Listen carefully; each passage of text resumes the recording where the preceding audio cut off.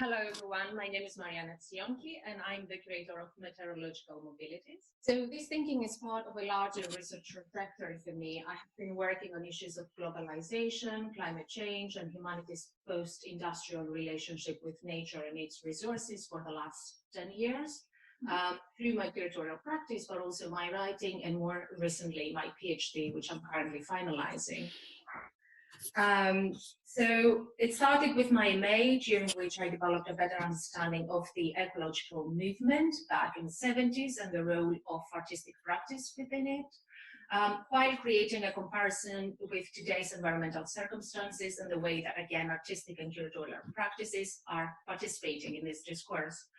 So research and thinking were manifested through the curatorial, and I eventually became more interested in art institutions and their role in climate emergency, which is now the focus of my PhD, actually. But a key aspect of your proposal notes that the project is not about promoting planetary catastrophism, exotic miseries, and passive resistance, to use your words, but focuses instead on the role of governments and multinational corporations. So can you speak more about this distinction and why it is so important? And how do the works in your exhibition hold these governments and multinational corporations to account?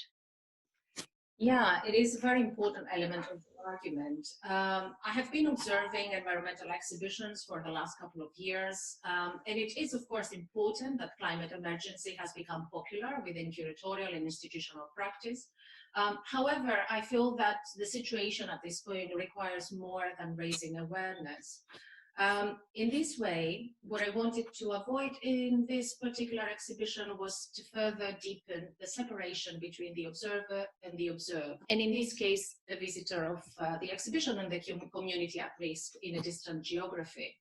So I'm not that interested in promoting sympathy or reproducing catastrophic images, purely because I feel that instead of political action, which is what is required, they enable a type of passivity and even reassurance that the danger is not on our doorstep. In terms of political action, it is important perhaps to understand, on the one hand, the relationship between capitalism and climate change, and on the other hand, to demystify the idea of climate change as a hyper-object, as Timothy Morton has noted, and its vast temporal and spatial dimensions, so we can act upon it.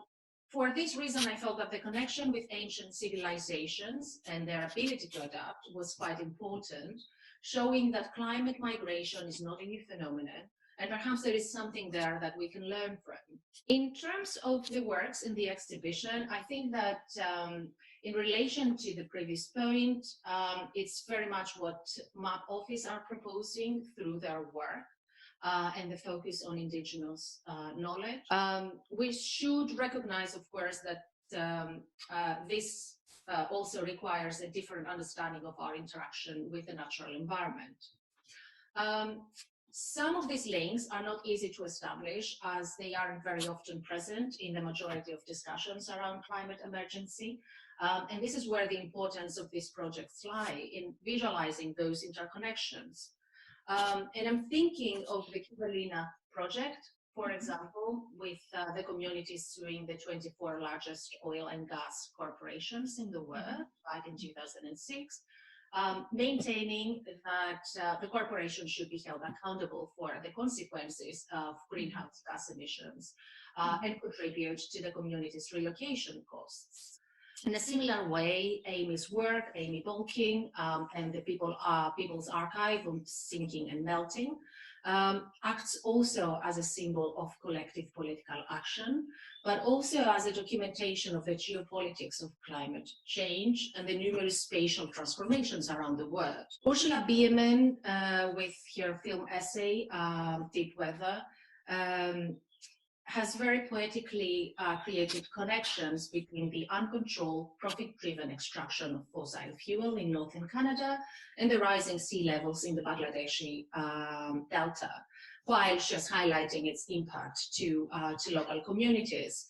And although these four works are very different between them, I think they all focus on this idea of togetherness and of the political significance of our action in tackling climate emergency. At Apex Art, we were unable to give a postponement option to this exhibition as our schedule is a bit tied and there are so many unknowns. And rather than just send out the exhibition brochure, we gave you the option, of course, Marianna, to have an exhibition which is all online. And I know that there are some purists out there who say that this, there's so much that's lost in this process. And yet there was a reason to continue it and go forward with a presentation where we can share these works. And I wanted to ask you what considerations informed your decision? Yeah, of course. I mean, firstly, I would like to thank you and the whole team at Apex Art who have worked really hard in reimagining and materializing the exhibition in this new format. Your dedication, determination, and attention to detail is very much appreciated. And of course, a huge thank you to the artists who responded in a very open and positive way to this new proposition. I must say, and you know that very well, Elizabeth, that initially I was reluctant in adapting the exhibition to an online environment. And the reason was twofold. On the one hand, I felt unsure of the result and what this would mean for the curatorial project, but most importantly for the artists. And on the other, and bear in mind that that was at the very beginning of the lockdown, when I wasn't sure if it is even appropriate to present exhibition at the moment of a global crisis. However, I'm really glad that we have decided to develop the project. Response from all the artists, all the participating artists were really positive in adapting the exhibition. And of course, your enthusiasm was fundamental in materializing the exhibition in its new form. We are still a bit unsure of what our audiences require from us at the current moment, but I really hope that they will welcome the exhibition and look at it as a way to discuss another global crisis that can no longer be ignored.